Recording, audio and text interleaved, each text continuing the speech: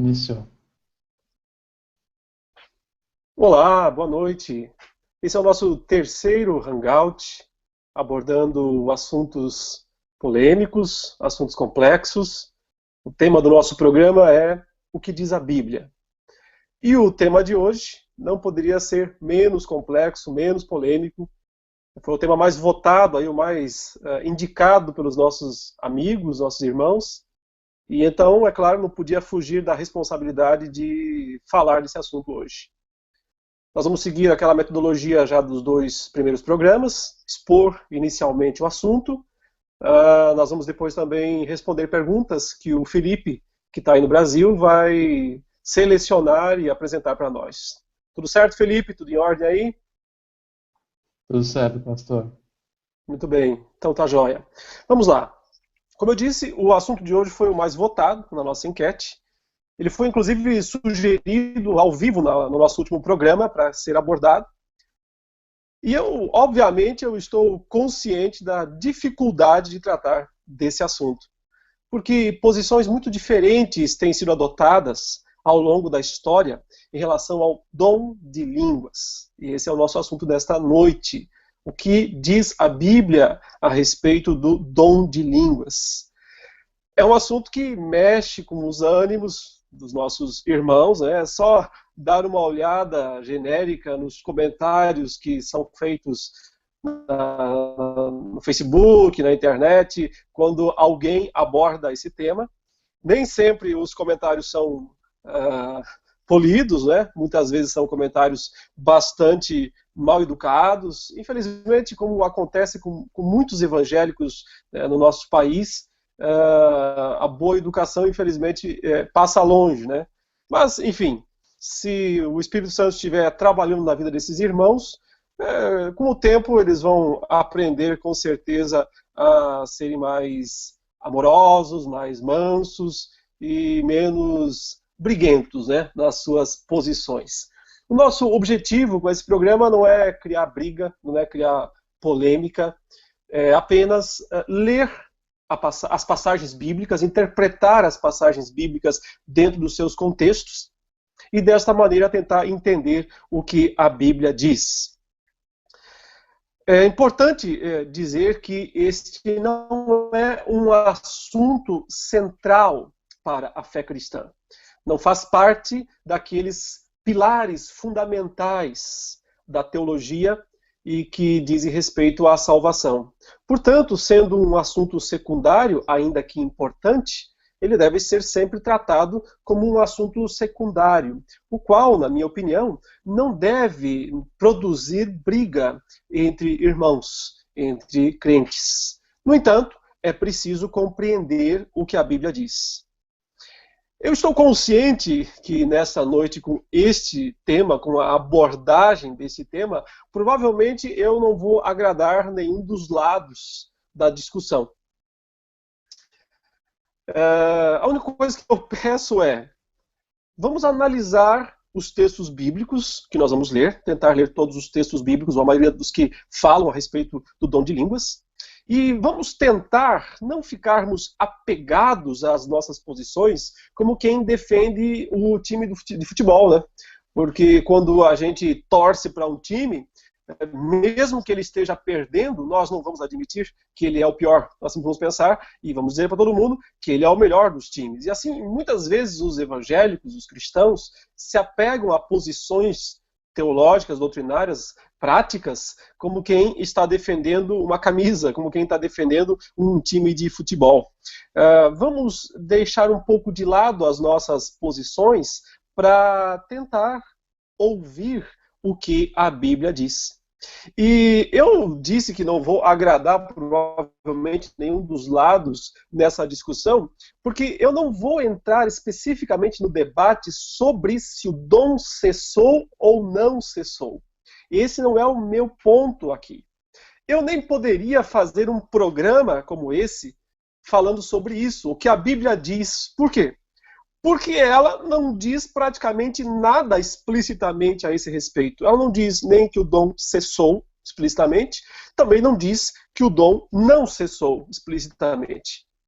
Na semana passada, no caso do dom de curar, nós vimos evidências bíblicas que apontavam, né, para uma ausência ou um desuso do dom de curar nos textos bíblicos, quando Paulo deixou ou não mencionou, não falou em cura a respeito dos seus dois discípulos Timóteo e Trófimo, que quando já no final do ministério de Paulo, ele não os curou. Então, nós temos ali uma evidência para dizer, aparentemente o dom de línguas, o dom de curar, cessou nesta época, ou não estava mais em atividade. Mas nós não temos algo assim, concreto, direto, claro, a respeito do dom de línguas. Por isso mesmo, o meu ponto aqui não é abordar se ele cessou ou se ele não cessou. O meu ponto é entender o que ele é. O que é esse dom no Novo Testamento? É claro que a compreensão disso norteará a definição se ele existe ou não. Sim. Mas isto é uma implicação. Esta é uma conclusão que você vai tomar, que você deverá tomar por você mesmo. A minha preocupação aqui é em tentar definir à luz da Bíblia como um todo o que é exatamente esse dom à luz do Novo Testamento.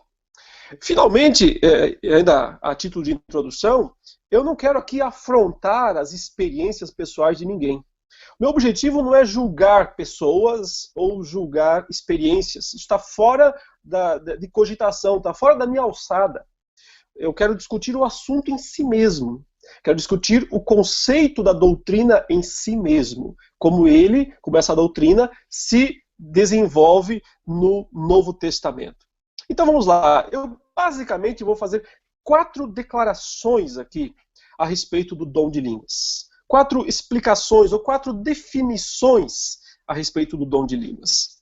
A primeira definição é a seguinte: o dom de línguas é, antes de qualquer outra coisa, um sinal divino, um sinal que Deus deu aos homens de que ele estabeleceu uma nova aliança. E por esse motivo, o dom de línguas é, em Atos capítulo 2, uma capacidade de falar idiomas de outras nações.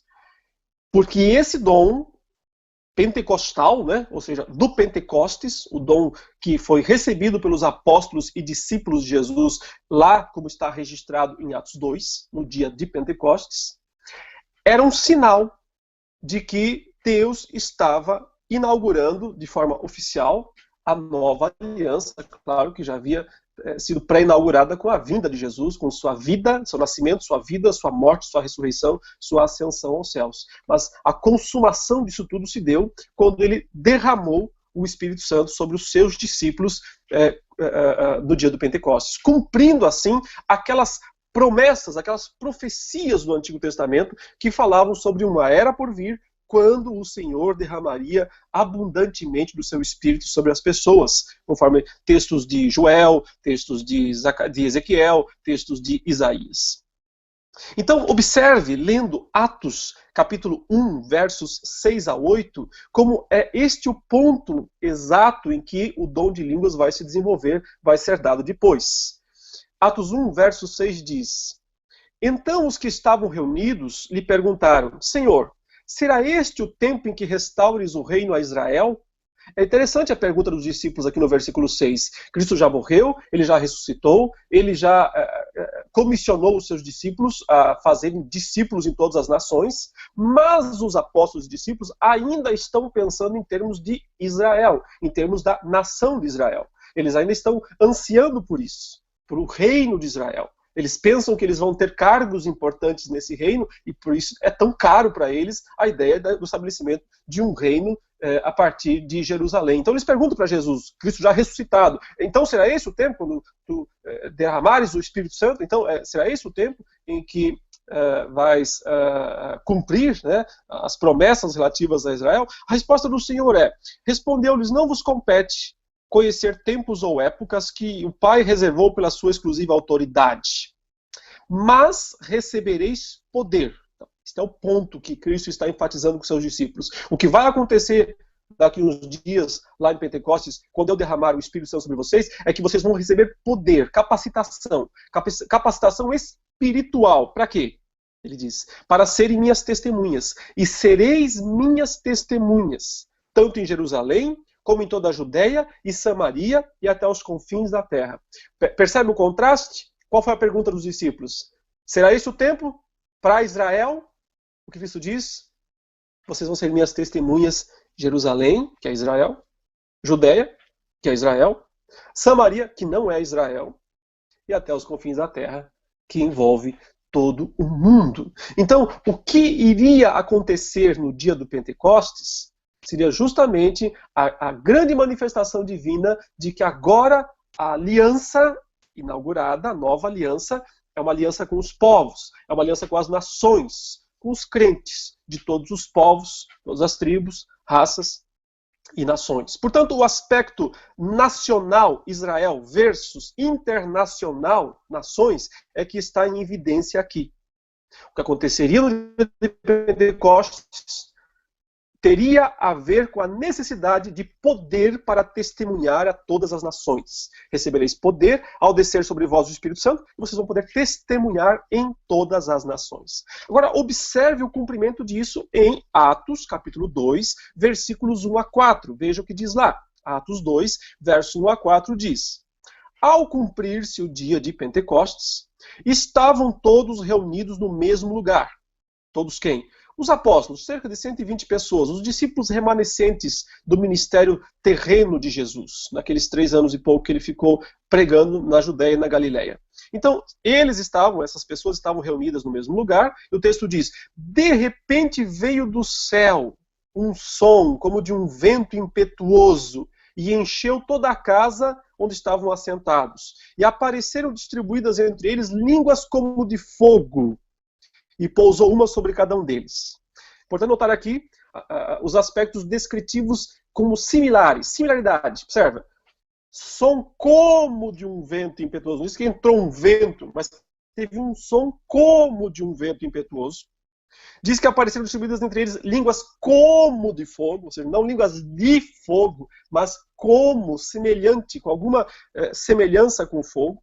E que essas línguas, então, aqui, que não são as línguas faladas, mas são apenas energia, né, como se fossem raios de luz descendo sobre os apóstolos. E então, imediatamente, o verso 4 diz, todos ficaram cheios do Espírito Santo e passaram a falar em outras línguas, segundo o Espírito lhes concedia que falassem. Então, a evidência das línguas em Atos 2 é a evidência de que Cristo capacitou sua igreja para poder anunciar, para poder ser testemunha. Jerusalém, Judéia, Samaria e até aos confins da terra. Graças ao poder do Espírito Santo que desceu sobre a igreja então pode realizar essa missão, esse poder de testemunhar em todas as nações, em todas as terras. Mas aqui há um aspecto teológico ainda importante ser entendido, há um aspecto adicional aqui, além do elemento do poder, do elemento da capacitação, de poder anunciar o evangelho nas línguas estrangeiras de todos os povos, há também aqui uma importante ideia teológica, um significado teológico. O que aconteceu em Atos 2, na verdade, é uma espécie de reversão de Babel, da Torre de Babel. É só lembrar lá em Gênesis 11, quando Deus condenou o projeto de unificação perversa dos homens que construíram a torre para fazer o nome deles notório. Ou seja, aquilo era uma proposta de unificação de poder centralizado, né? Mas não dependente de Deus. Um poder do homem, pelo homem, para o homem. Né, para a glória do homem. Então, o que Deus faz em Gênesis 11? Ele diz, desçamos e confundamos. Então, Deus desce sobre a torre que eles haviam construído e confunde as línguas daqueles homens. E aí é o que a Bíblia ensina como a origem das nações. Então, a origem das nações não é positiva, ela é negativa. Ela é a partir de uma maldição, a partir de um ato de juízo de Deus sobre as nações. E nesse ponto, os povos então se esparramam, eles são distribuídos pelo mundo. E Deus então, conforme Gênesis 12, explica, vai e chama um homem de entre essas nações que surgiram. Ele chama Abraão e diz: Abraão, sai da tua terra, da tua parentela e vai para a terra que te mostrarei. Agora eu vou formar uma nação entre as nações. Uma nação entre as nações. E eu vou falar a língua desta nação, porque é com ela que eu vou me comunicar. Aqui está o exclusivismo, até certo ponto, de Israel no Antigo Testamento. Deus chama Abraão para formar uma nação com quem ele quer ter uma aliança, com quem ele quer se relacionar, para futuramente trazer seu filho ao mundo. Mas isso não significa que Deus rejeitou as nações. Ao contrário. Inclusive, se você ler lá Gênesis 12, versículo 2 e 3, ele diz assim, para o Abraão, né? De ti farei uma grande nação, e te abençoarei, e te engrandecerei o nome. Sê tu uma bênção. Abençoarei os que te abençoarem, amaldiçoarei os que te amaldiçoarem. Em ti serão benditas as famílias da terra. Veja que Deus julga os povos, separa-os, chama um homem deles, dentre estes, que é Abraão, forma dele uma nação, com que objetivo? De abençoar aquelas nações também. De que no futuro, na pessoa do Messias, o filho verdadeiro de Abraão que viria, ele poderia então abençoar aquelas nações. Portanto, o dia de Pentecostes representa o momento em que Deus cumpriu esta promessa feita a Abraão, através de Israel, no caso, Jesus e seus discípulos, que são Israel. Jesus, então, chama os seus discípulos, aguardem aí, e vocês vão receber esse poder. O poder desce sobre eles, eles passam a falar em outras línguas. E é através deste sinal e deste poder que a nova aliança está, então, formalmente estabelecida com todas as nações. Assim, meus queridos, quando os discípulos falaram em línguas estrangeiras, em Atos 2, porque essas foram as línguas que eles falaram, línguas estrangeiras, Deus estava mostrando que a maldição de Babel estava revertida. E que agora, através da igreja, o novo Israel, ele estaria unindo todos os povos em torno de seu filho Jesus.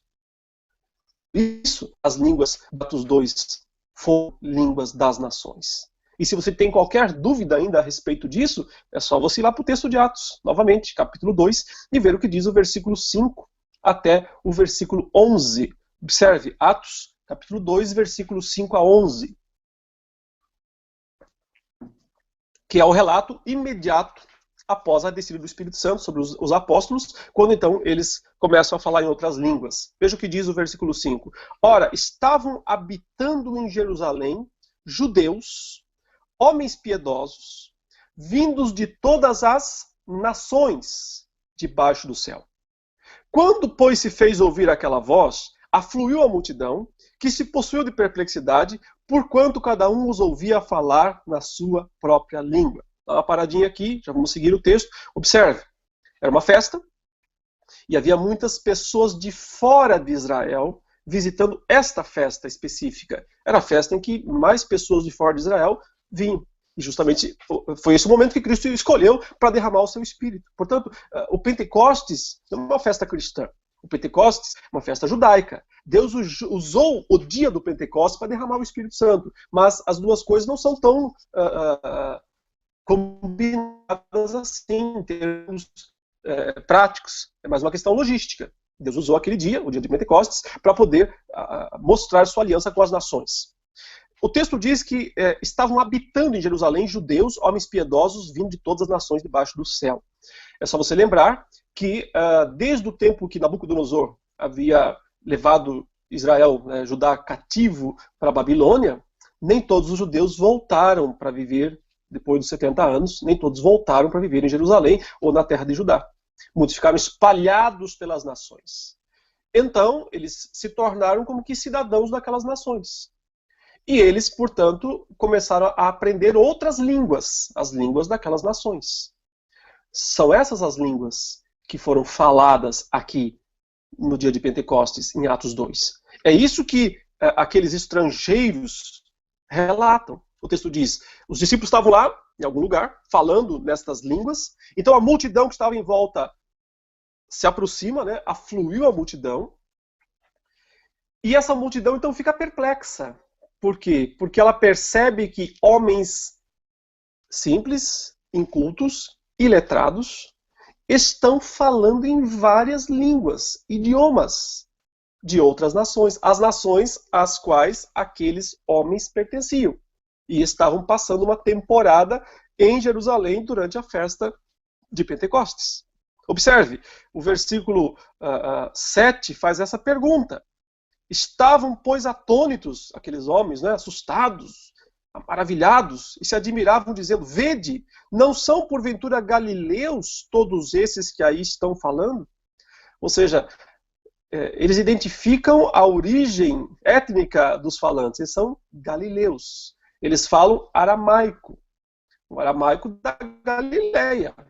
Eles não são pessoas cultas, não são pessoas letradas, são pessoas que não conhecem tantas línguas. Deviam estar falando aramaico, mas, quem sabe, um pouco de grego.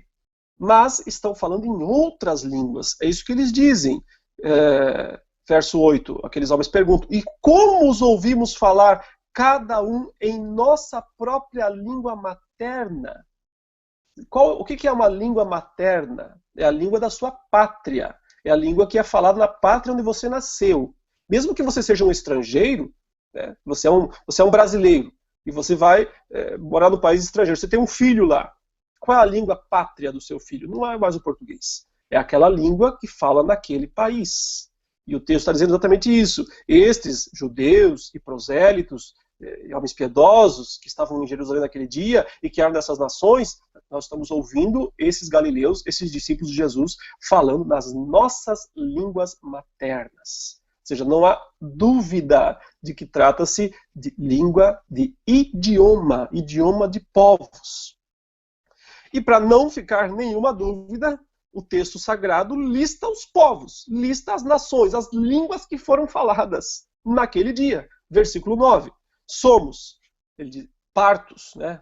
Parte era um país daqueles dias. Somos medos, né? Da Média, né? Medo-persa, né? Medos. Somos o que mais? Elamitas, né? De Elão. Naturais da Mesopotâmia, da Judéia, da Capadócia, do Ponto, da Ásia, da Frígia, da Panfilha, do Egito. Pelo menos o Egito nós conhecemos, né? Tem um país que não existe mais, normalmente falando. Das regiões da Líbia, nas imediações de Cirene e romanos que aqui residem, tanto judeus como prosélitos, ou seja, tanto descendentes de judeus que moram fora de Israel, quanto prosélitos, ou seja, gentios que se converteram à fé israelita, cretenses e arábios. E a pergunta é, de todos eles: como os ouvimos falar em nossas próprias línguas as grandezas de Deus? Então, o que é que aquela multidão de estrangeiros que tinham línguas estrangeiras entendeu? Entendeu que aqueles apóstolos estavam falando nas línguas deles, dos povos, as grandezas de Deus, anunciando provavelmente a grandeza máxima de Deus que se revela no Evangelho de Jesus Cristo, mostrando o cumprimento histórico da grande promessa de Deus. Então, não há dúvida, se existe um dom de línguas pentecostal, e existe, é claro, esse dom é o dom de falar idiomas, idiomas de outros povos, idiomas de outras nações. É por isso que, à medida que o Evangelho, no livro de Atos, vai alcançando os outros povos, outras nações, né, seguindo aquele roteiro de Atos 1:8, sereis minhas testemunhas, Jerusalém, Judéia, Samaria até os confins da terra. Então, à medida que o Evangelho, no livro de Atos, vai alcançando essas nações, o dom de línguas vai sendo dado novamente. Como acontece na casa de Cornélio, no capítulo 10, né, quando o Evangelho alcança os gentios. Cornélio, então, sua casa, seus servos se convertem ao evangelho pregado por Pedro, são batizados com o Espírito Santo e falam em línguas, tudo ao mesmo tempo. Se conversam, são batizados, falam em línguas. E nesse momento, comprova que Atos 1:8 está em ação. Ou seja, o poder foi dado, a evidência está aí.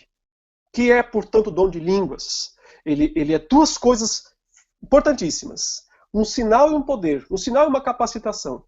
Um sinal de que a aliança com Deus de Deus está estabelecida com todos os povos, pela fé, né, através do Messias que é Cristo para todos os povos, e um poder, justamente para que esses discípulos possam testemunhar a todas as nações de maneira livre e desimpedida. Segundo lugar, então a primeira declaração aqui é, o que é o dom de línguas? Eu disse, ele é um sinal do estabelecimento da nova aliança, é um poder para capacitar os discípulos a levar essa aliança a todos os povos. Por isso, trata-se de um dom, de uma capacidade de falar um idioma estrangeiro, um idioma que a pessoa não aprendeu, ela não estudou, ela simplesmente recebeu a capacidade sobrenatural, o dom de falar. Os apóstolos tinham isso, fica evidente a partir da análise bíblica. Agora, em segundo lugar, o dom de línguas torna-se, posteriormente na igreja, um dom de categoria inferior aos outros dons.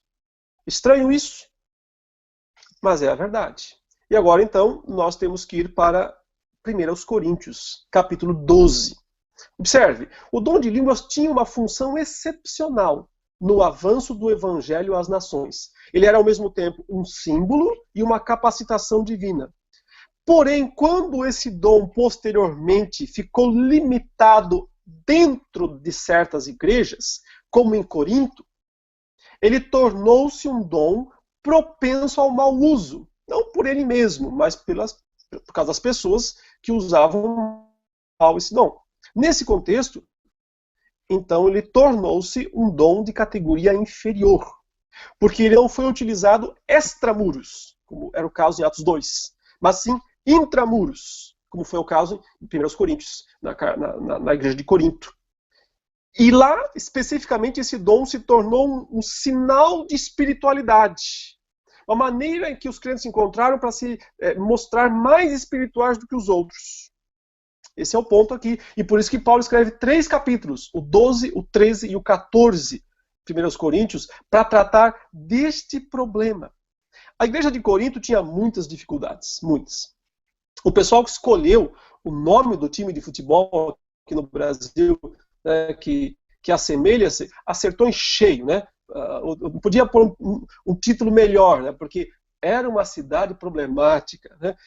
Uma cidade que tinha, uma igreja que tinha muitos bons jogadores, mas eles não conseguiam jogar bem juntos. E esse era o problema da igreja de Corinto.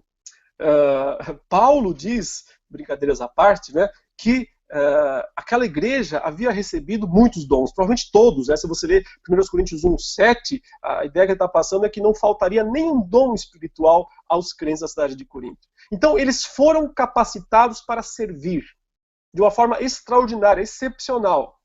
Mas aqui vai uma coisa muito importante. Capacitação não é a mesma coisa que santidade. Capacitação espiritual não é a mesma coisa que espiritualidade. Estranho? É o que acontece. Eles foram capacitados, não faltou nenhum dom para eles, e no entanto, Paulo diz no capítulo 3, versículo 1, que eles eram crianças espiritualmente falando, imaturos espiritualmente falando. Como é que isso é possível, né? Receber todos os dons e ainda ser imaturo espiritualmente falando. Só para você entender rapidinho quais eram os principais problemas em Corinto, né? De cara, o principal problema são: eu sou de Paulo, eu sou de Apolo, eu sou de Cefas, eu sou de Cristo. Né? Todo mundo tendo o seu clubinho, tendo o seu timinho para torcer. Né? E deixando Cristo em segundo plano, colocando homens na frente, deixando Cristo em segundo plano. Né? O mesmo acontece hoje quando o pessoal fica defendendo bandeira. Eu sou do fulano, eu sou do Beltrano, eu sou dessa teologia. É claro que é importante se definir. Eu não tenho nenhum problema em dizer eu sou reformado, eu sigo a tradição calvinista. No entanto, colocar Calvino, Armínio, Lutero, Zwinglio, Wesley, quem quer que seja, como frente da batalha, sacrificar esses homens. Calvino mesmo nunca quis ocupar esse tipo de posição. Nós não temos, se nós somos verdadeiros calvinistas, nós somos verdadeiros cristãos, acima de tudo. Porque nós entendemos que calvinismo é sinônimo de cristianismo. E é por isso que tem valor. Caso contrário, se é uma faceta apenas, não tem valor nenhum. Bom, as divisões eram um problema em Corinto. Paulo trata isso nos capítulos 1 a 4. O segundo problema era a tolerância com o pecado. Ele trata isso nos capítulos 5 e 6. Eles toleravam pecados graves. Prostituição, não achavam problema. Incesto, tudo bem. Quer dizer, muito espirituais e, no entanto, permitindo todas essas coisas no meio deles. Tinham problemas em relação ao casamento, capítulo 7 de 1 Coríntios.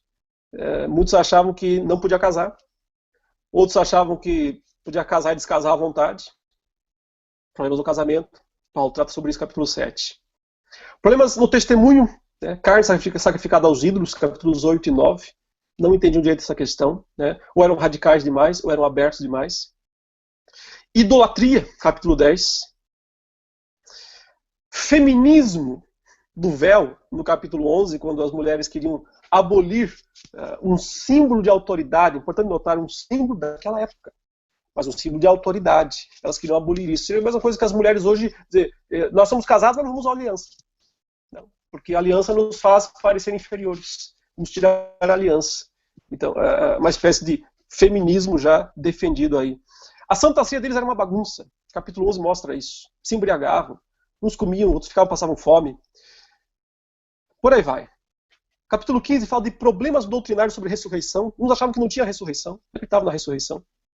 Então, observe como capacitação espiritual não significa santidade, necessariamente. Não significa vida espiritual verdadeira. E, é claro, o maior dos problemas, capítulos 12 a 14, o mau uso dos dons espirituais. Por quê? Porque eles usavam os dons espirituais em proveito próprio, em benefício próprio. Aí estava o grande problema.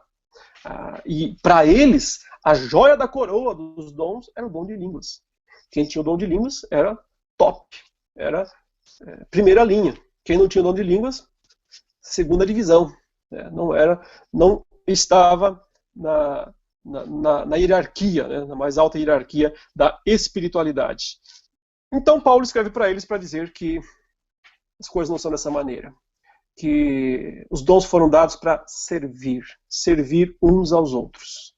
E ele então vai dizer que existe uma hierarquia nos dons, sim. E curiosamente vai dizer que o dom de línguas é o menos importante. É só você ler 1 Coríntios capítulo 12, versículos 27 a 30. Olha o que diz lá. Ora, vós sois corpo de Cristo, e individualmente membros desse corpo. Até aqui Paulo fez questão de dizer o seguinte: o corpo não pode ser composto de um só membro. Por isso que os dons precisam ser variados. Porque se todo mundo na igreja tivesse só um dom, não ia ser um corpo, ia ser um membro gigante, uma orelha gigante, um nariz gigante, uma língua gigante. Não faz nenhum sentido, seria uma monstruosidade. O corpo precisa ter muitos membros. Porque na junção e na cooperação desses muitos membros é que ele trabalha bem. É que ele cumpre suas funções. Então Deus não teria nenhuma vantagem em dar o mesmo dom para todo mundo. Essa é a ideia toda de 1 Coríntios 12. Se Deus fizesse isso, ele estaria anulando o corpo. Por isso ele diz: os dons são variados, os dons são diversos. E aí ele lista, os dons são os seguintes, verso 28. A uns estabeleceu Deus na igreja.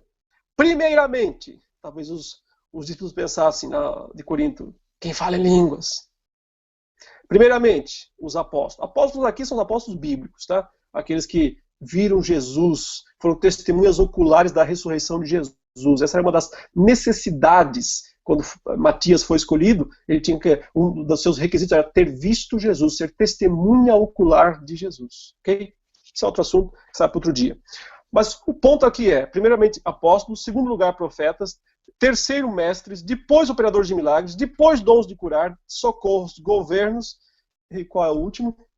Variedades de línguas. Quer dizer, Paulo faz questão de fazer uma lista de dons e colocar línguas no fim, no último, dizendo, é o menos importante de todos os dons. Em seguida, ele faz questão de dizer que esses dons são variados, não tem como uma pessoa ter todos e nem todos ter um, só o mesmo. Ele faz várias perguntas, ele começa dizendo assim, porventura são todos apóstolos? Ou todos profetas? São todos mestres? A estrutura da pergunta na língua original, na língua grega, exige uma resposta negativa. Quando você quer uma resposta positiva, você pergunta, ou neutra, ou você não sabe, você pergunta de uma maneira. Mas quando você espera uma resposta negativa, você faz a pergunta de uma maneira. É assim que Paulo faz. Se você dissesse assim, não são todos apóstolos, não é Não é óbvio que não são todos apóstolos?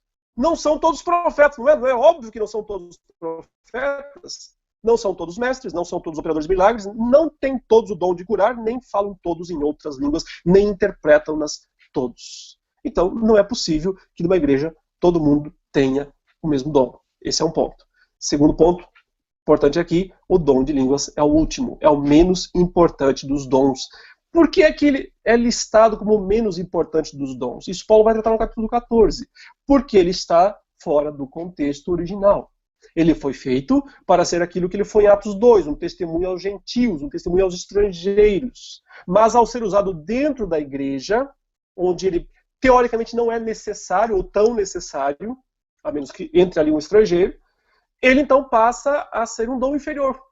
Por quê? Porque ele falha em comunicar a vontade de Deus para os homens, a menos que seja interpretado. Aí Paulo vai dizer, a não ser que seja interpretado, tudo bem, se equivale à profecia. Mas você precisa de dois dons para fazer o trabalho de um. Você precisa do dom de falar em outra língua e o dom de traduzir para fazer o trabalho de profetizar. É por isso que ele vai dizer, é um dom de categoria inferior. Isso me leva, portanto, ao terceiro ponto a ser discutido aqui, que está lá em 1 Coríntios 12 a 14. Meu ponto é o seguinte. O dom de línguas, descrito em 1 Coríntios 12 a 14, é o mesmo dom de línguas descrito em Atos capítulo 2. É nesse ponto que as interpretações vão mesmo se diferenciar, porque é aqui que muitos irmãos nossos insistem que trata-se de um dom ou de anjos, falar a língua de anjos, ou um dom de línguas misteriosas, incompreensíveis, não línguas nacionais, mas línguas desconexas, frases, sílabas desconexas. Mas a questão é, se o dom de línguas, 1 Coríntios 12 a 14, fosse diferente do dom de línguas de Atos 2, eu teria que ter uma explicação em algum lugar da Bíblia dizendo uma coisa é uma coisa, outra coisa é outra coisa. Aquilo que aconteceu lá não existe mais, agora é assim. Mas eu não tenho isso. Eu tenho uma descrição clara em Atos 2, mostrando o dom de línguas como um dom de falar idiomas. E tenho essa mesma expressão agora usada em 1 Coríntios 12 até o 14, sem nenhuma explicação.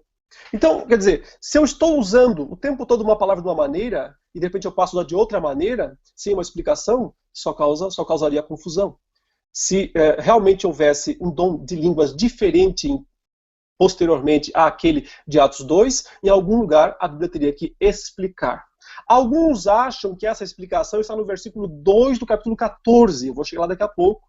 Eu entendo que não, mas daqui a pouco eu chegarei neste texto.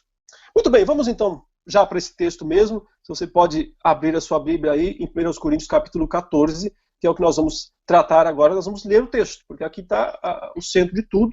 E vou pedir a sua paciência um pouquinho para poder me acompanhar nessa leitura. Pega a Bíblia, porque senão você vai ficar só ouvindo aí, não tem muita graça. Tem que acompanhar, tem que ler o texto. Vamos lá, 1 Coríntios 14. Ele diz, segui o amor e procurai com zelo os dons espirituais, mas principalmente que profetizeis. Por que ele diz segui o amor? Porque o problema em Corinto era a falta de amor. Havia orgulho, soberba, vaidade em relação aos dons, mas não havia serviço, dedicação, sacrifício em relação ao próximo. Então faltava amor. É por isso que entre o capítulo 12, que ele descreveu a natureza dos dons, e o capítulo 14, que ele explica o dom de línguas, ele põe um capítulo inteiro para falar sobre o amor como aquilo que dá validade aos dons. Né? E é assim, desta maneira, inclusive, que ele vai mencionar o famoso falar em línguas dos anjos. Então, recua um pouquinho aí na Bíblia para o início do capítulo 13, para você ver o que diz o versículo 1. Né? No final ainda do capítulo 12, verso 31, ele disse, entretanto, procurai com zelo os melhores dons, e eu passo a mostrar-vos um caminho sobremodo excelente. Um caminho, então, que vai fazer com que os dons sejam válidos. E aí ele vai falar sobre o amor. Ele diz, ainda que eu fale, verso 1 do capítulo 13, as línguas dos homens e dos anjos, se não tiver amor, serei como o bronze que sou, ou como o símbolo que retine. Ainda que eu tenha o dom de profetizar e conheça todos os mistérios, toda a ciência, ainda que eu tenha tamanha fé ao ponto de transportar os montes, não tiver amor, nada serei. É famosíssimo texto. Por causa da primeira expressão aqui, ainda que eu fale as línguas dos homens e dos anjos, muitos entendem. Então é possível falar a língua dos anjos. Primeira observação. Em nenhum outro lugar se fala que dom de línguas é dom de falar a língua dos anjos. No capítulo 14 não vai retomar essa ideia. Né? Então é difícil pensar que essa seja a definição. É preciso lembrar que ele está usando aqui uma expressão condicional, ainda que. Né? Então ele está falando, eu falo língua dos anjos, mas ainda que.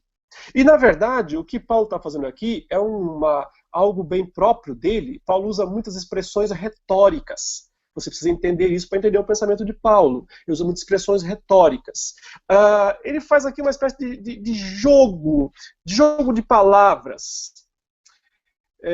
Ele descreve um dom que existe, e então ele eleva esse dom a algo absurdo, algo fora da realidade. Para dizer, mesmo que eu tivesse A, o dom que existe, e tivesse B, ou seja, se esse dom fosse elevado à potência máxima, à categoria máxima, mas se eu não tivesse amor, nenhum nem outro valeria nada. Então, ele vai fazer isso, observe. Ainda que eu fale a língua dos homens. Bom, esse é o dom de Pentecostes, a língua dos homens, de falar os idiomas dos homens.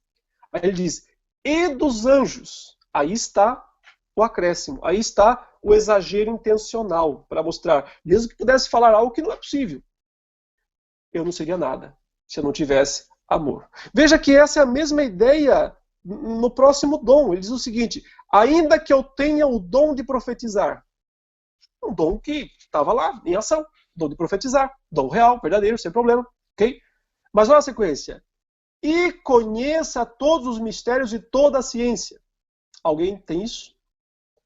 Alguém conhece todos os mistérios do mundo? Alguém tem todo o conhecimento do mundo? Veja, ainda que eu tenha o dom de profetizar, então eu vou saber coisas misteriosas, eu vou receber coisas misteriosas. Isso é possível. Mas se eu pudesse saber tudo, conhecer todos os mistérios, toda a ciência, sem amor, não valeria nada. Então, dom de profetizar existe? Existe. Conhecer todos os mistérios, toda a ciência, alguém tem? Só Deus. Só Deus. Senão, homens não têm isso. Então eu posso dizer o seguinte, veja a comparação simples. Falar a língua dos homens, falar a língua dos anjos. Dom de profetizar, conhecer todos os mistérios, toda a ciência. Quais são os dons que existem? Língua dos homens, profecia. O que é que está exorbitantemente aí exagerado? Língua dos anjos, conhecer todos os mistérios e toda a ciência. Mesmo que tivesse isso, Paulo diz, sem amor não valeria nada. Portanto, não há nada nessa passagem defendendo alguma ideia de que o dom de línguas das igrejas seja o dom de falar língua dos anjos. Não tem nada aqui que justifique esta ideia. Voltando ao capítulo 14, agora vejamos aqui alguns detalhes importantes. Ele fala então, segui o amor, né, e procurai com zelo os dons espirituais, mas principalmente que profetizeis. Pois quem fala em outra língua não fala a homens, senão a Deus, visto que ninguém o entende, e em espírito fala mistérios. Mas o que profetiza, fala aos homens, edificando, exortando e consolando. Como eu disse, aí está o ponto, né? Se tem um versículo que pode ser usado, ou que é usado, para defender que as línguas de 1 Coríntios não são as mesmas línguas de Atos 2, está aqui, é esse versículo. A ideia é que, olha, aquele que fala em língua, fala mistérios. Não está falando aos homens. Então ele não fala a língua dos homens. Ele fala algum mistério, alguma coisa extra, né? E que somente está falando com Deus, não está falando com os homens. Mas será que é esse o ponto? Novamente eu insisto, veja, esta é a explicação de que o dom mudou, quer dizer, essa explicação aqui obscura resolve todos os nossos problemas. Nós precisaríamos de uma explicação clara da Bíblia, dizendo o seguinte, Atos 2 é um dom, 1 Coríntios 12, 14, outro dom. E nós não temos essa explicação. E as palavras são as mesmas, a língua são as mesmas. Idioma. Aqui também a palavra é idioma. Glossa é idioma. Então, dizendo, se eu falar uma língua, em língua na igreja, eu vou falar mistérios, eu não vou falar às pessoas, elas não vão me ouvir, inclusive o texto que Paulo está dizendo aí, ninguém o ouve. Literalmente ele usa no grego essa expressão, visto que ninguém o ouve. E ele, em espírito, fala mistérios. Eu vou propor aqui uma linha de interpretação, que fica a seu critério, depois avaliar se dá para seguir ou não, é o que eu tenho seguido, o que eu entendo que é. A explicação para a diferença entre a língua, aqui o dom de língua, 1 Coríntios 14, e o dom de línguas em Atos 2, para mim não é uma questão de essência do dom, é o mesmo dom. A diferença está no uso, na aplicação desse dom. Então é só lembrar que lá em Atos 2, o que nós tínhamos lá? Apóstolos, discípulos, que falavam que língua? O aramaico, ok? Um pouquinho de grego, e estavam naquele dia falando línguas, idiomas dos partos, dos medos, dos elamitas, naturais da Mesopotâmia, do Ponto, da Ásia, da Frígia, da Capadócia, enfim, todos aqueles países ao redor de Israel, e até alguns distantes, que falavam outras línguas. Então, naquele dia, em Israel, lá em Jerusalém, não havia necessidade de tradução, de interpretação. Por quê? Porque os intérpretes estavam ali. Os próprios estrangeiros estavam lá. Então, quando os apóstolos falaram, os estrangeiros entenderam as grandezas de Deus. Que eles estavam falando das grandezas de Deus na língua dos estrangeiros. Portanto, esse é o contexto original, esse é o contexto próprio para o dom de línguas. Mas, como eu disse, em Corinto ele foi usado intramuros. E, neste caso, ele está fora do seu contexto original.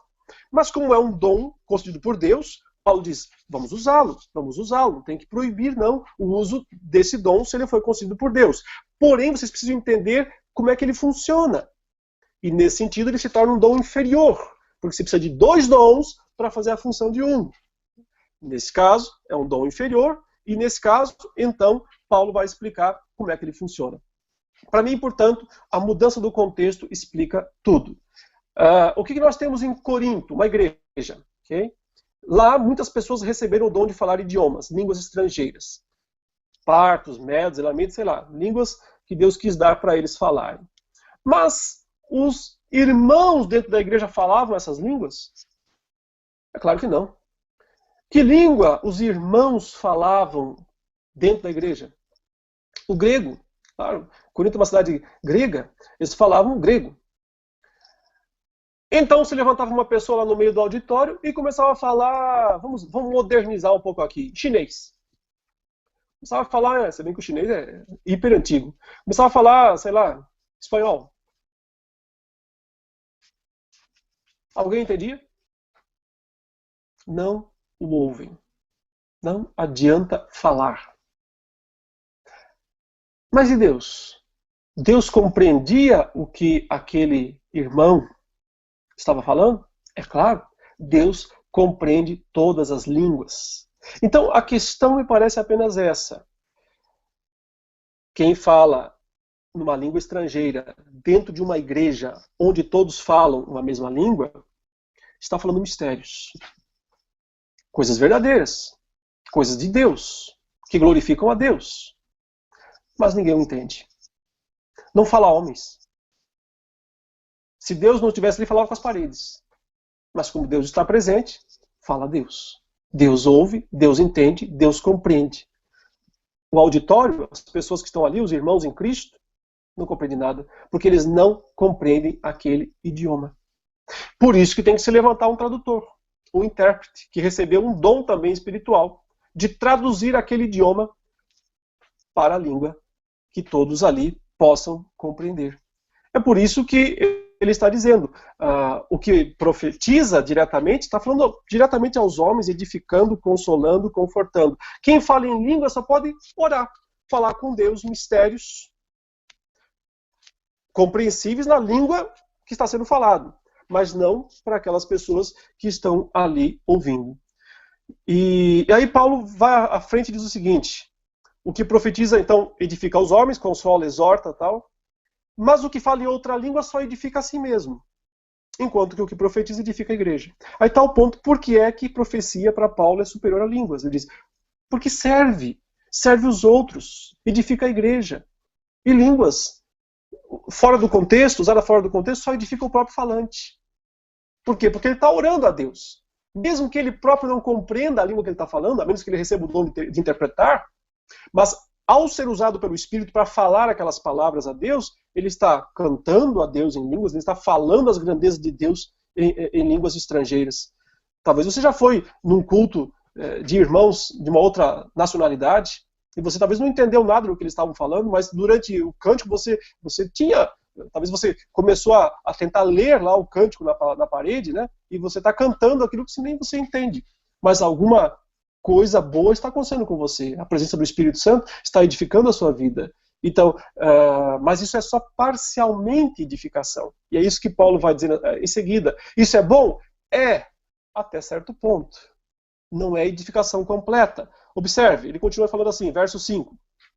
Eu quisera que todos vós falasseis em outras línguas. Muito mais, porém, que profetizasseis. Porque quem profetiza é superior ao que fala em outras línguas. Salvo se as interpretar, para que a igreja seja edificada. Então, quando é que língua se equivale à profecia? Quando é traduzida. Agora, porém, irmãos, do versículo 6, se eu for ter convosco falando em outras línguas, em que vos aproveitarei se vos não falar por meio de revelação, de ciência, de profecia, de doutrina? É assim que instrumentos inanimados, como a flauta ou a cítara, quando emitem sons, se não os derem bem distintos, como se reconhecerá o que se toca na flauta ou na cítara? Pois também se a trombeta der som incerto, quem se preparará para a batalha? Você percebe? Paulo está usando aqui expressões que transmitem compreensão do que está sendo falado. Ou seja, se eu falo no idioma estrangeiro, eu sou igual a uma trombeta desafinada.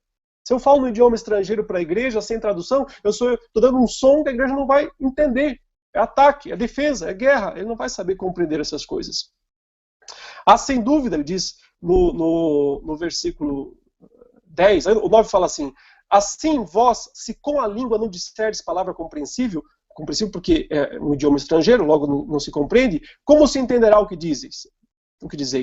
Porque estareis como se falasseis ao ar. Há, sem dúvida, muitos tipos de vozes no mundo, nenhum deles, contudo, sem sentido. Se eu, pois, ignorar a significação da voz, serei estrangeiro para aquele que fala, e ele estrangeiro para mim. Ou seja, nós somos da mesma pátria, do mesmo país. Mas se de repente você começa a falar numa língua estrangeira, eu virei um estrangeiro para você. Você virou um estrangeiro para mim. É só isso que ele está falando aqui. Quer dizer, sempre tem essa ideia de língua estrangeira. Não língua esquisita, não língua estranha, mas língua estrangeira, língua de outros povos. E já vai ficar mais claro daqui a pouquinho, quando chegar no ponto específico. Então ele diz, assim também vós, visto que desejais dons espirituais, procurai progredir para a edificação da igreja. Sempre isso, a edificação da igreja, a edificação da igreja. Pelo que o que fala em outra língua deve orar para que a possa interpretar. Porque se eu orar em outra língua, o meu espírito ora de fato, mas a minha mente fica infrutífera. Percebe? Porque eu não conheço o idioma que eu estou orando, eu não compreendi, não recebi o dom de interpretar ainda. Então, se eu falo nesse idioma estrangeiro por um dom do espírito, meu espírito está sendo edificado, mas a minha mente, zero. É isso que ele está falando. Minha mente fica infrutífera. E isso não é bom. Não é totalmente bom. Por isso que ele fala, que farei, pois, irmãos? Orarei com o espírito, mas também orarei com a mente. Cantarei com o espírito, mas também cantarei com a mente.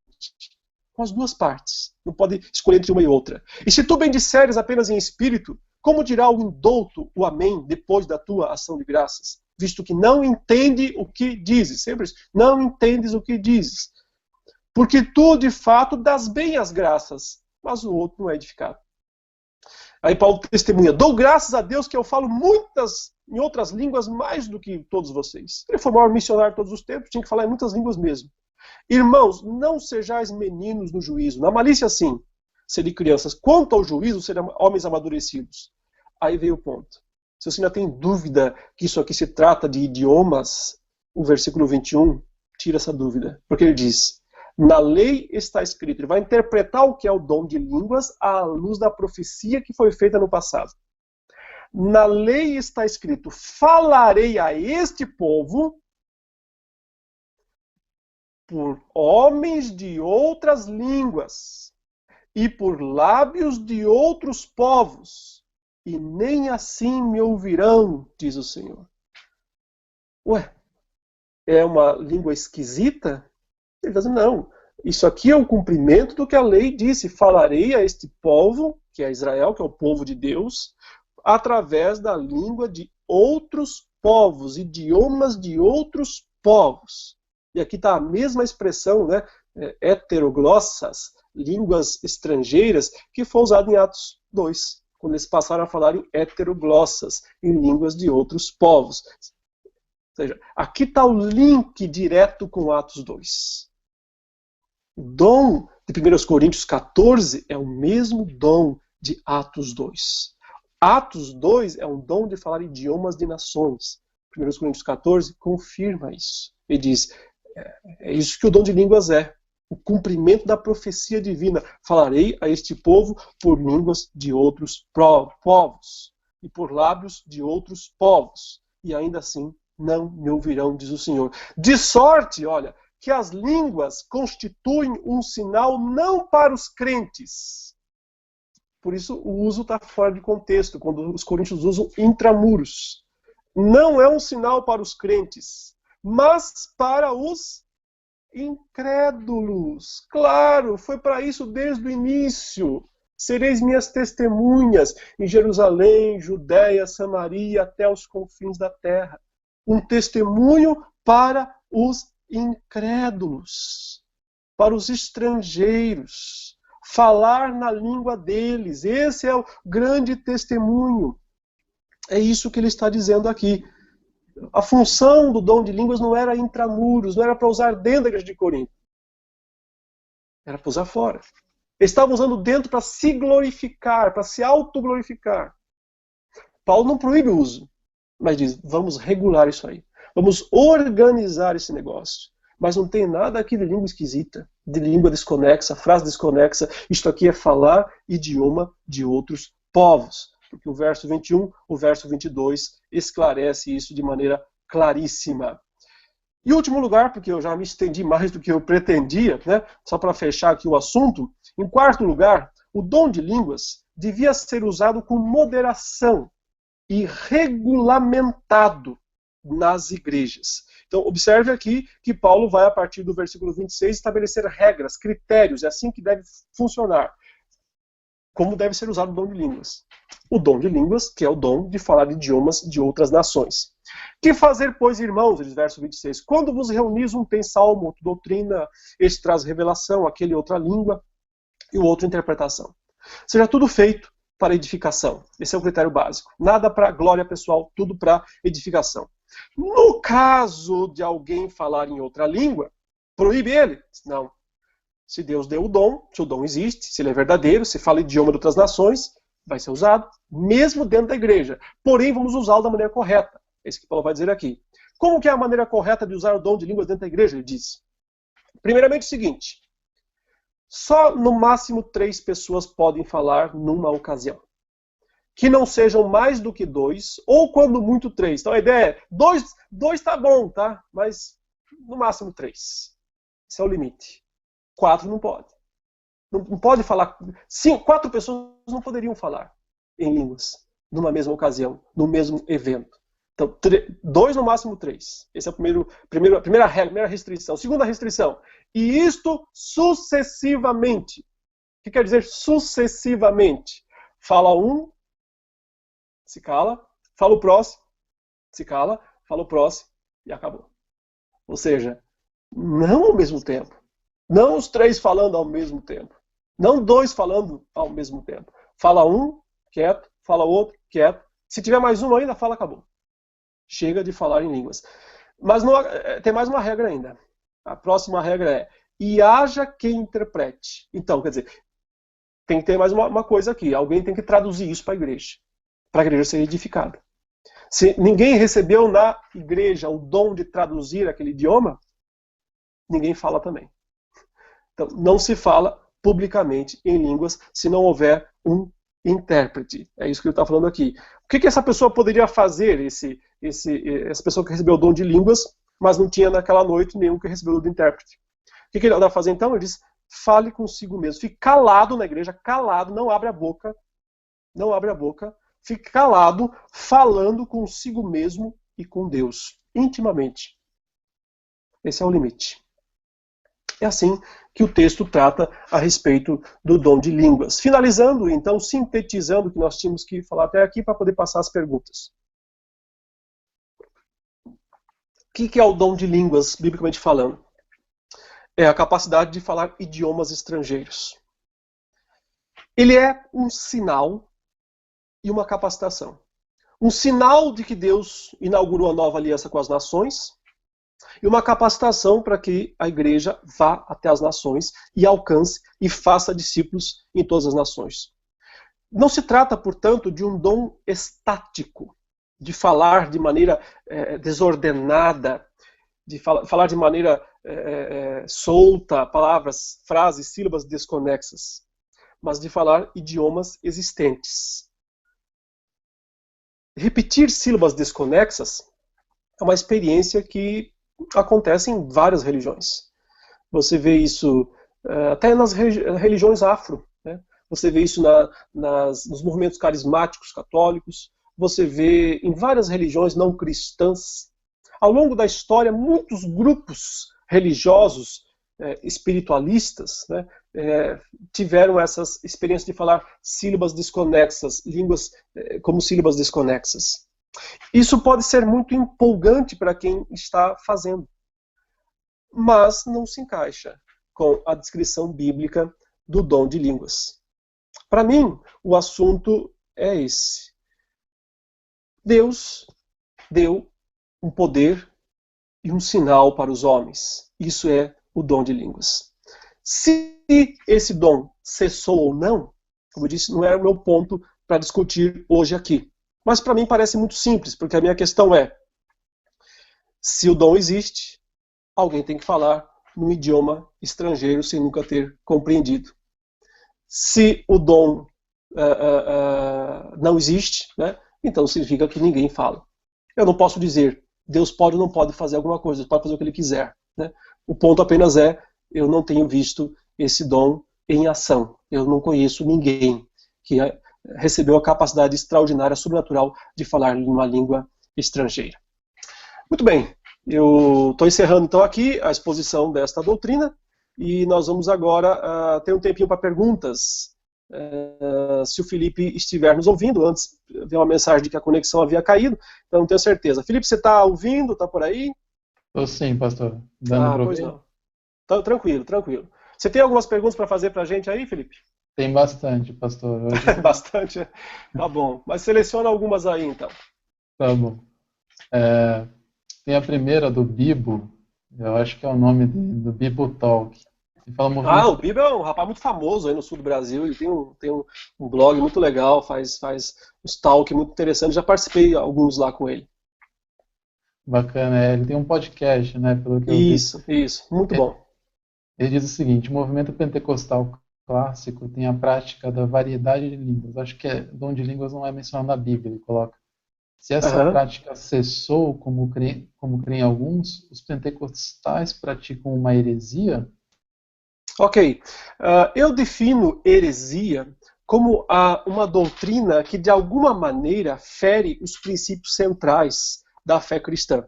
Seja relacionado à pessoa de Cristo, seja relacionado à Trindade, seja relacionado à salvação. Heresia é algo que ameaça a salvação, né? As demais coisas são impureza doutrinária. Então, todas as denominações têm lá suas impurezas doutrinárias. Nenhuma denominação pode se arvorar para si a bandeira de perfeição, né?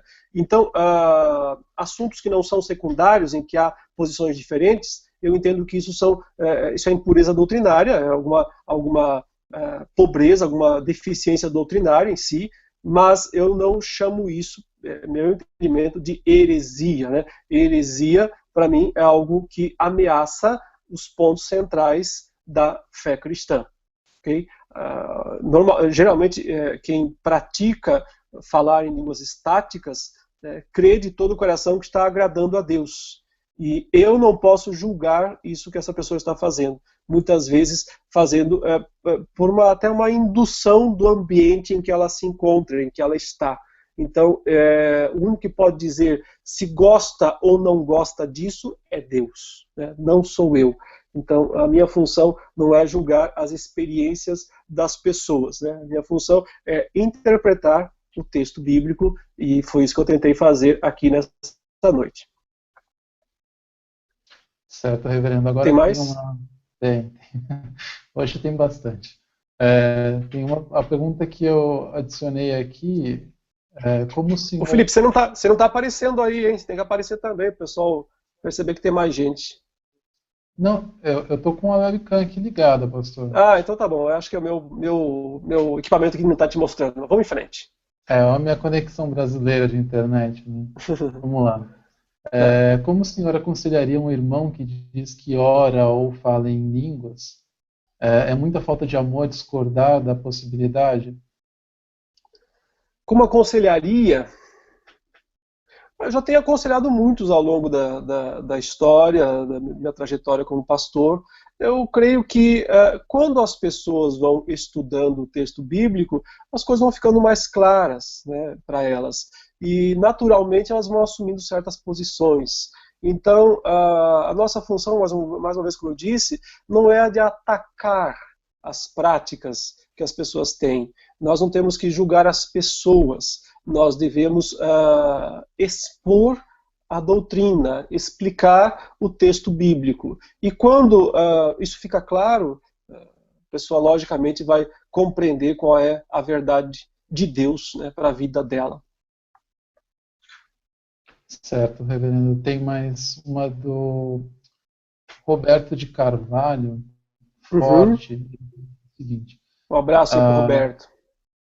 falando sobre 1 Coríntios 14, ele pergunta se podemos dizer que essas línguas produzidas nas igrejas pentecostais, se elas seriam um tipo de juízo de Deus por eles buscarem o que é místico. É uma pergunta difícil, uma pergunta pesada. Eu me atenho a tentar responder com o texto bíblico, porque se eu saio disso, eu vou emitir alguma opinião pessoal, né? Eu posso até ter a minha opinião pessoal, mas não se encaixa com o programa, né? O que diz a Bíblia. E eu não vou conseguir, eu não consigo agora, no momento, pelo menos, pensar biblicamente numa resposta para essa pergunta. Eu sei que Deus entrega os homens a práticas perversas, a práticas pecaminosas, como uma forma de juízo. E eu acho que isso pode acontecer em muitos lugares, em muitas igrejas neopentecostais, sem sombra de dúvida, mas eu não quero generalizar.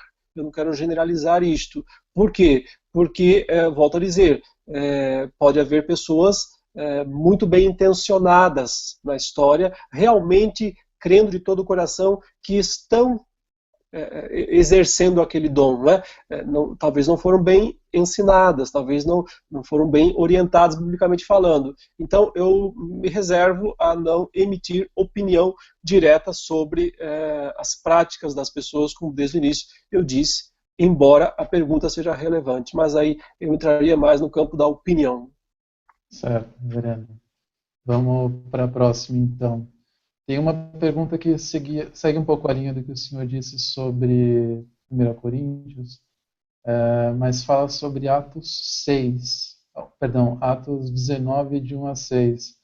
Sim. Eu queria saber, Lorival Felipe da Silva que pergunta, ele pergunta qual que seria a melhor interpretação e implicações para este tema, principalmente nos versículos 6, que diz, impondo-lhes Paulo as mãos, veio sobre eles o Espírito Santo, e falavam línguas e profetizavam. Seria a mesma explicação, reverendo? Com um detalhe adicional que pode ser dado, é que Atos 19 marca o último grupo alcançado pelo Evangelho, o último difícil grupo de ser alcançado. Por quê? Porque antes disso o Evangelho alcançou os samaritanos, no capítulo 8, né, 9. Antes disso já foi o etíope, alcançou o pessoal de Cesareia, na casa de Cornélio, os gentios.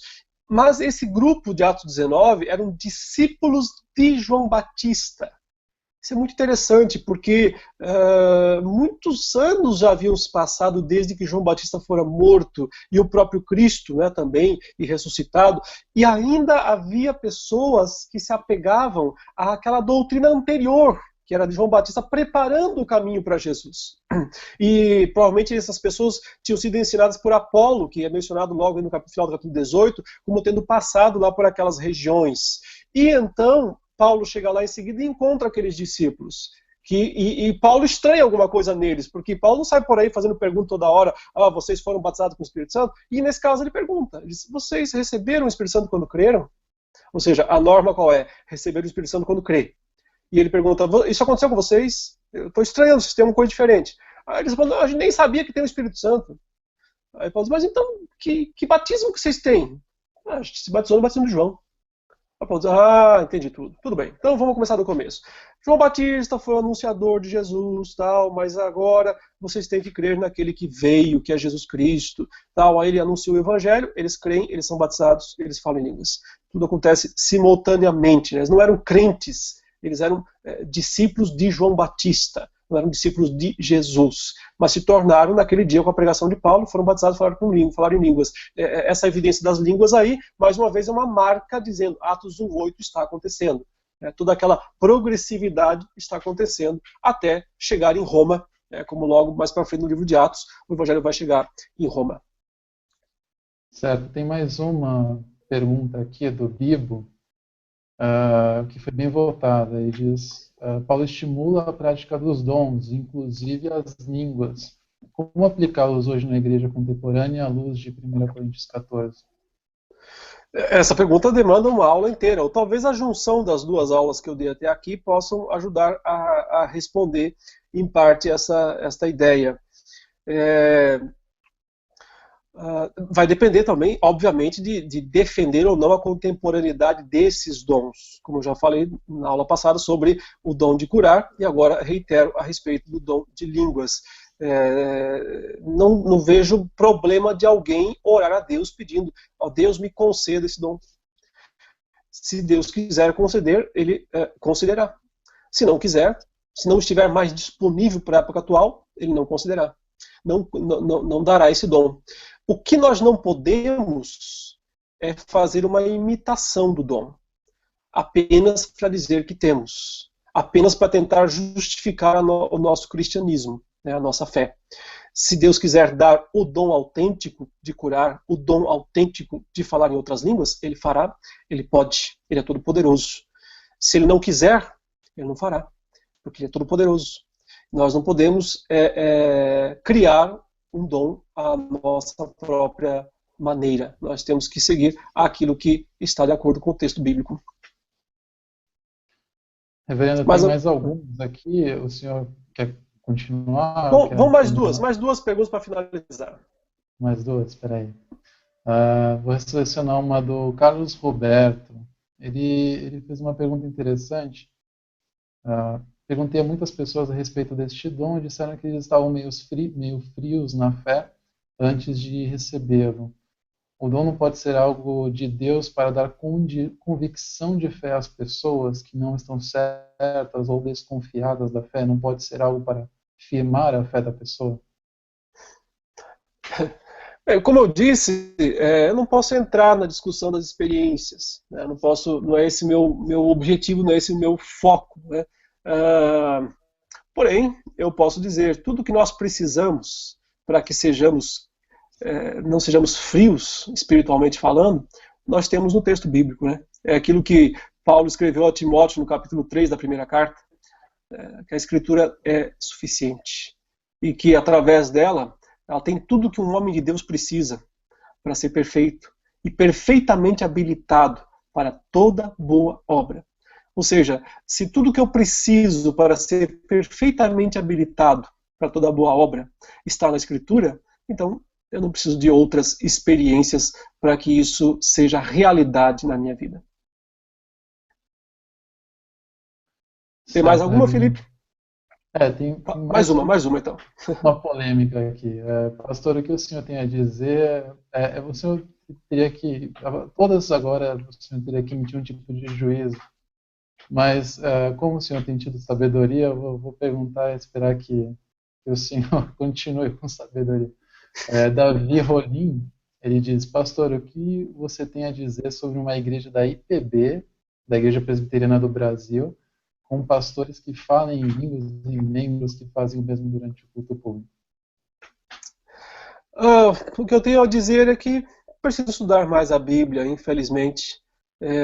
A maior parte das nossas igrejas presbiterianas são muito firmes, biblicamente, doutrinariamente falando.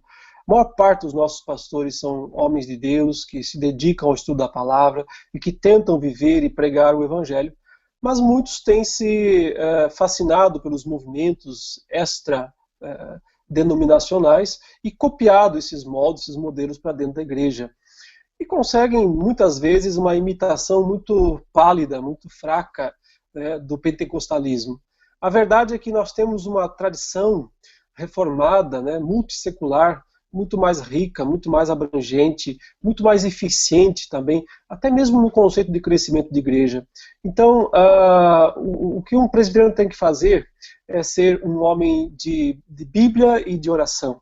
Se ele for isso, um homem de Bíblia e de oração, ele não precisa ficar copiando os outros movimentos que existem por aí.